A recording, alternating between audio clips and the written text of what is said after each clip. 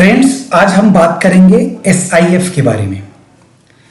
SIF होता क्या है, एसआईएफ किसके लिए है, एसआईएफ कैसे काम करता है, कहां काम करता है और एसआईएफ के एडवांटेज एंड डिसएडवांटेज क्या क्या है, वो हम इस वीडियो में डिस्कस करने की कोशिश करेंगे। तो चलिए वीडियो को स्टार्ट करेंगे। पहले ही नंबर पे मैंने पॉइंट लिखा हुआ है, व्हाट इज एसआईएफ। एसआईएफ क्या है? एसआईएफ यानी स्पेशलाइज्ड इन्वेस्टमेंट फंड, एक नई इन्वेस्टमेंट कैटेगरी है जो सेबी ने 2025 फरवरी में लॉन्च की है। ठीक है, यहां तक बात समझ में आ गई है। ये स्पेशल इन्वेस्टमेंट फंड है, एसआईएफ का मतलब ऐसा समझ के चलिए आप। ठीक है, अब एसआईएफ किसके लिए है, ठीक है, किसके लिए एसआईएफ है वो समझने की कोशिश करेंगे। मैंने एक एग्जांपल लिखा हुआ है, वो उस एग्जांपल से आप एग्जैक्ट समझ जाओगे। ठीक है, देखो इसमें 3 टाइप के लोग हैं, 3 मैंने लिखे हुए हैं नाम। एक नाम है राम, राहुल, रोहित। ठीक है, अभी राम 25,000 कमाता है, 25,000 उसकी सैलरी है। ठीक है, वो एसआईपी जो म्यूचुअल फंड में इन्वेस्ट करता है, 500 रुपए महीने की एसआईपी लगाता है। ठीक है, दूसरी तरफ दूसरा जो नाम है ना राहुल, राहुल करोड़ों रुपए कमाता है, करोड़ों रुपए कमा रहा है। ठीक है, और वो 50 लाख रुपए पीएमएस में इन्वेस्ट करता है। पीएमएस में कितना इन्वेस्ट करता है? 50 लाख रुपीस। पीएमएस मतलब पोर्टफोलियो मैनेजमेंट सर्विस। ठीक है, दूसरी तरफ इन दोनों के बीच में एक और लड़का है जिसका नाम है रोहित। अब रोहित क्या है? रोहित राहुल के इतना 50 लाख रुपए इन्वेस्टमेंट नहीं कर सकता है। उसके पास कितने हैं? 10 से 15 लाख रुपए इन्वेस्टमेंट करना चाहता है, लेकिन वो पीएमएस में 50 लाख रुपए नहीं इन्वेस्ट कर सकता है क्योंकि उस पास कम पैसे हैं।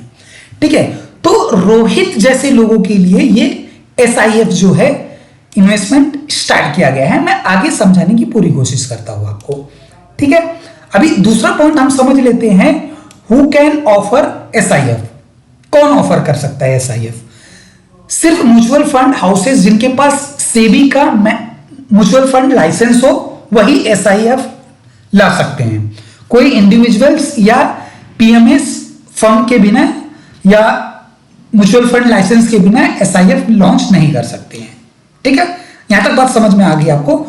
दूसरी एक चीज मैं आपको बात बता देता हूं, थोड़ा ना हम एक डिफरेंस देखेंगे कि म्यूचुअल फंड एसआईएफ फंड में डिफरेंस क्या है। ठीक है, देखिए म्यूचुअल फंड में अगर आपका इन्वेस्टमेंट है वो मिनिमम 100 रुपए से स्टार्ट कर सकते हो। 100 रुपए, 500 रुपए, 2,000, 10,000, 20,000 जो भी एसआईपी है आप स्टार्ट कर सकते हो। एसआईएफ में आप मिनिमम 10 लाख रुपए आपको इन्वेस्टमेंट करने होते हैं। ठीक है, दूसरी बात क्या है, इसमें किस टाइप के इन्वेस्टर्स रहते हैं वो देख लेते हैं। इसमें देखिए 100 रुपए से अगर आप इन्वेस्टमेंट कर रहे हो, इट मींस आप नॉर्मल रिटेलर्स हो, राइट। अब एसआईएफ में अगर आपको इन्वेस्टमेंट कर रहे हो तो उन्हीं के लिए जिनके पास ज्यादा पैसा है, जो रिच है, अमीर है, ठीक है, उसके लिए एसआईएफ है। क्योंकि अगर आप 10 लाख रुपए इन्वेस्टमेंट एसआईएफ में ला रहे हो, इट मींस आप अमीर होंगे। ठीक है, अगर आप अमीर नहीं हो तो इसमें पैसे मत डालो, ऐसा मैं बताने की कोशिश कर रहा हूं। I am not SEBI registered, ठीक है, मैं एजुकेशन पर्पस के लिए ही ये सारी चीजें बता रहा हूं। अब देखते हैं ना स्ट्रेटेजी क्या क्या है इसमें। अब म्यूचुअल फंड जो काम करता है, कोई भी चीज म्यूचुअल फंड में क्या बताया जाता है, एसआईपी अगर आप स्टार्ट कर रहे हो, ठीक है, एसआईपी स्टार्ट करो, वो बहुत लंबे समय तक रखो, 5 साल, 10 साल, 15 साल, 20 साल रखोगे तो आपको प्रॉफिट दिखेगा। इट मींस क्या है, आप सिर्फ लॉन्ग कर रहे हो, बाय कर रहे हो, किसी चीज को होल्ड कर रहे हो, लंबे समय के लिए होल्ड कर रहे हो। ठीक है, सेम एसआईएफ में भी सेम चीज है, आपको बाय करना है, लंबे समय के लिए होल्ड करना है। बट इसमें एक दूसरा तरीका भी है, शॉर्ट भी कर सकते हो आप। अभी म्यूचुअल फंड में क्या है, मार्केट ऊपर जाएगा तो उसके हिसाब से आपके फंड मैनेजर जो भी इन्वेस्टमेंट करेंगे उसके हिसाब से आपका म्यूचुअल फंड में पैसा बनता है, राइट। एसआईएफ में भी सेम है, मार्केट ऊपर जा रहा है, पैसा बन रहा है, आपका फंड मैनेजर देख रहा है कि मार्केट गिर रहा है फॉर एग्जांपल, तो वो शॉर्ट भी कर सकता है। शॉर्ट मतलब आप समझ रहे हैं, सेल भी कर सकता है। ठीक है, यहां तक बात समझ में आई। दूसरी बात मैं आपको बता देता हूं, म्यूचुअल फंड में शॉर्ट सेलिंग नहीं है। सेल नहीं कर सकता है, शॉर्ट सेलिंग अलाउ नहीं है। बट एसआईएफ में अलाउ है, बट कितना अलाउड है? सिर्फ आपकी कैपिटल का 25%। फॉर एग्जाम्पल आपने 10 लाख रुपए, मिनिमम 10 लाख रुपए दिए हैं एसआईएफ में, इन्वेस्टमेंट की जो मिनिमम है, ठीक है, क्राइटेरिया है। तो आपका फंड मैनेजर ऐसा नहीं करेगा कि 100% 10 लाख रुपए वो शॉर्ट सेलिंग में कर लगा दे, नहीं, आपके कैपिटल का 25% यानी 2.5 लाख रुपए वो शॉर्ट सेल कर सकता है, सही, शॉर्ट सेलिंग में लगा सकता है, एक क्राइटेरिया है, ठीक है। एक्सपेंस रेशियो क्या है? एक्सपेंस रेशियो अगर आप देखोगे म्यूचुअल फंड का 2.25% और एसआईएफ का है 1.05% से 2.25% मैक्सिमम। टैक्स सिस्टम क्या है? म्यूचुअल फंड जैसे म्यूचुअल फंड में टैक्स लगते हैं वैसे एसआईएफ में भी टैक्स लगते हैं, ठीक है। यहां तक आपको समझ में आई बात? ओके। अब देखते हैं ना एसआईएफ के इन्वेस्टमेंट स्ट्रेटजी क्या है, कैसे काम करता है, ठीक है, इसकी स्ट्रेटजी क्या क्या है। देखिए इसकी मेजरली ना एसआईएफ के 3 स्ट्रेटजी हैं। फर्स्ट है इक्विटी लॉन्ग शॉर्ट फंड।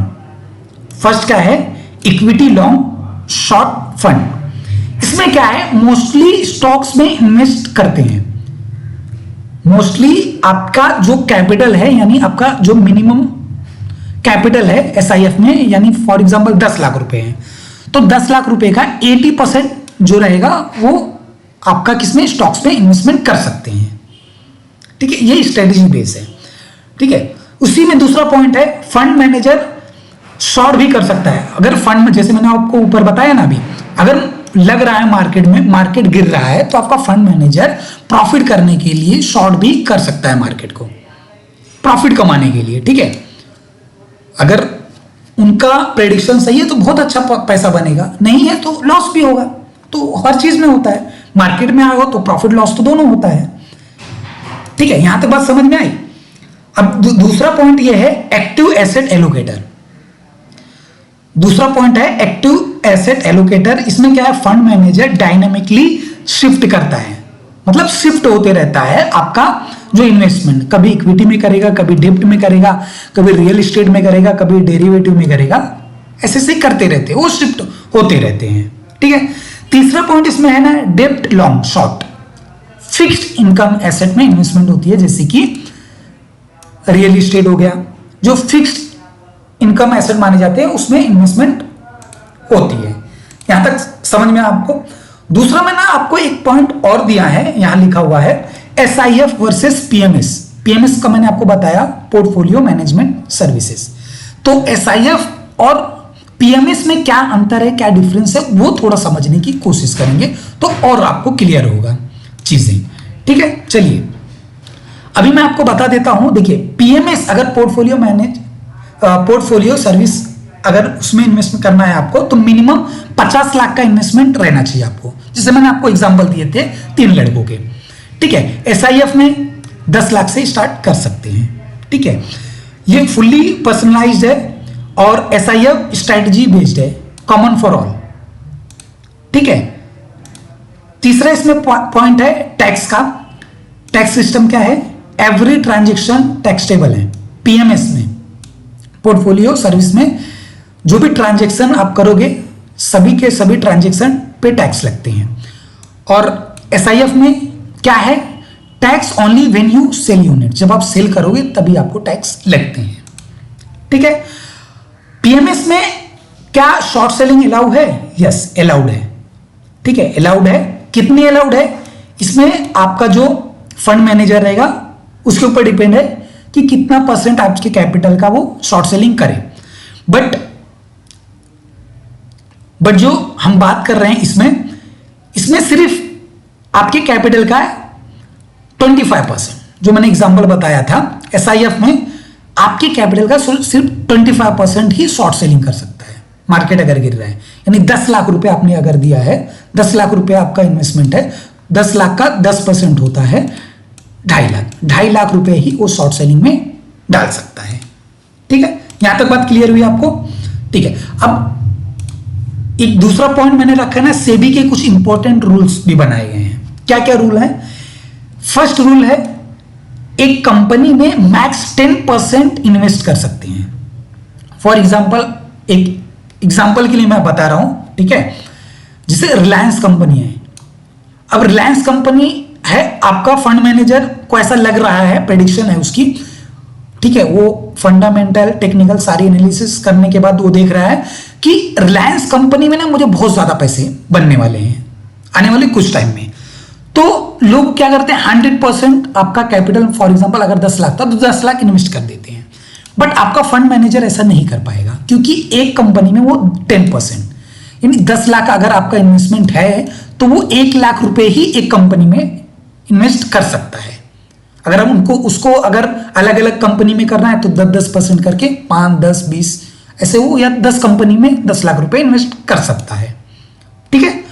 दूसरी बात ये हुई कि REITs and INVITs combine max 20%, एक इश्यूअर में मैक्स 10%। इसका मतलब क्या है, मैं समझाने की कोशिश करता हूं। REITs, real estate investment trust. Real estate means क्या, रियल इस्टेट मीन्स जैसे मॉल्स, होटल्स, ठीक है, रियल इस्टेट, ठीक है, उसमें वो 10% इन्वेस्टमेंट कर सकते हैं। दूसरा INVI, इंफ्रास्ट्रक्चर इन्वेस्टमेंट ट्रस्ट। दूसरा क्या है, इंफ्रास्ट्रक्चर इन्वेस्टमेंट फंड में 10% इन्वेस्ट कर सकते हैं। 10% रियल इस्टेट का, 10% इंफ्रास्ट्रक्चर में इन्वेस्ट कर सकते हैं। दोनों मिला के 20% इन्वेस्टमेंट कर सकते हैं आपके कैपिटल का। यहां तक बात समझ में आई। तीसरी बात है ना, unhedged derivative max 25%। Unhedged derivative max, derivative में 25% वो इन्वेस्टमेंट कर सकते हैं आपके कैपिटल का। ये कुछ क्राइटेरिया है, सेबी के कुछ रूल्स बताए गए हैं। तो आपका फंड मैनेजर ना इस दायरे में रह के ही आपका इन्वेस्टमेंट करता है। ये अनहेज्ड डेरिवेटिव क्या है, हेज अनहेज्ड आपको अगर पता होगा, नहीं पता है तो कमेंट सेक्शन में बताना, मैं हेज अनहेज्ड क्या होती है उसकी ना एक पर्टिकुलर वीडियो बना दूंगा, ठीक है। दूसरा देखो, मैंने कुछ यहां पे एक पॉइंट लिखा हुआ है, साइडवेज या बेरिश मार्केट में भी पैसा कमा सकता है। SIF में फायदा क्या है, अगर मार्केट साइडवेज है या बियरिश है, ठीक है, आप पैसे कब कमाओगे, फॉर एग्जांपल म्यूचुअल फंड में पैसे कब कमाओगे, जब मार्केट ऊपर जाएगा तो उस हिसाब से आपका म्यूचुअल फंड ग्रोथ होगा, आप पैसे कमाते हो, ठीक है।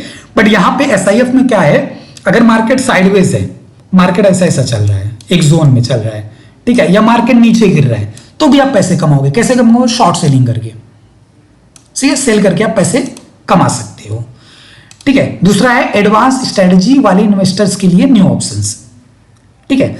एक पॉइंट और मैंने यहां पे लिखा हुआ है कि ये अभी 2025 फरवरी में लॉन्च हुआ है, तो इसका ना बहुत ज्यादा ट्रैक रिकॉर्ड नहीं है कि मैं आपको पूरा ट्रैक रिकॉर्ड चेक करके बता सकूं कि क्या प्रॉफिट मार्जिन निकल रहा है, कैसा है। तो ये थोड़ा रिस्की माना जा सकता है, क्योंकि ये अभी अभी आया है, नया प्रोडक्ट है, नई इन्वेस्टमेंट स्कीम है, ठीक है। तो ये नया है, आया है, तो इसकी वजह से इसमें मैं ज्यादा नहीं बोलूंगा, थोड़ा रिस्की मान के चलो। 1-2 साल 3 साल हो जाएंगे तो इस पर एक फाइनल हम कुछ ले सकते हैं। इसमें फाइनल वर्डिक्ट मैं बता सकता हूं, जो सेबी के रूल्स वगैरह आए हैं वो देख के मैं आपको ये बता सकता हूं। देखिए, अगर आपके पास 10 से 20 लाख रुपए हैं, ठीक है, और आप इन्वेस्टमेंट करने के लिए रेडी हो, बट आप म्यूचुअल फंड से ज्यादा रिस्क टेकर हो, म्यूचुअल फंड से ज्यादा अगर आप रिस्क टेकर हो, तो आप SIF का एक ऑप्शन ये देख सकते हो। SIF तब आपके लिए बेटर हो सकता है अगर आप म्यूचुअल फंड से ज्यादा रिस्क लेने के लिए रेडी हो। लेकिन अगर आप ये सोच रहे हो कि आपका म्यूचुअल फंड में पैसे हैं, म्यूचुअल फंड बेच के SIF में इन्वेस्टमेंट करो, तो ये बेवकूफी होगी। ऐसा नहीं करना, दोनों को अलग अलग नजरिए से देखिए। म्यूचुअल फंड को अलग नजरिए से देखिए, SIF को अलग नजरिए से आप देखिए, ठीक है। यहां तक बात को समझ में आई। SIF कब करना है आपको, मैं आपको क्या बता रहा हूं, अगर आपको लग रहा है अब म्यूचुअल फंड से ज्यादा रिस्क टेकर हो तो आप जा सकते हो, बट मैं आपको कहूंगा कुछ टाइम के लिए रुक के देख सकते हो, ठीक है। यहां तक बात को क्लियर समझ में आ गई है। देखिए, मैंने आपको ना वीडियो में सारी चीजें अच्छे से क्लियर कर दी। अगर आपको फिर भी नहीं समझ में आया ना, तो आप ना कमेंट सेक्शन में बताना, मैं नेक्स्ट वीडियो ना बना दूंगा, ठीक है। और वीडियो गाइस अगर आपको 0.001% भी अच्छी लगी हो, आपको लग रही हो कि मैं इंफॉर्मेटिव वीडियो आपको बता रहा हूं, तो वीडियो को लाइक करो, चैनल को सब्सक्राइब करो और दोस्तों को भी शेयर करो, ताकि मैं भी मोटिवेट हूं और आप लोगों के लिए ऐसे अच्छे अच्छे नए वीडियो लाता रहूं। ठीक है, मिलते हैं नेक्स्ट वीडियो में। वीडियो को देखने के लिए थैंक यू।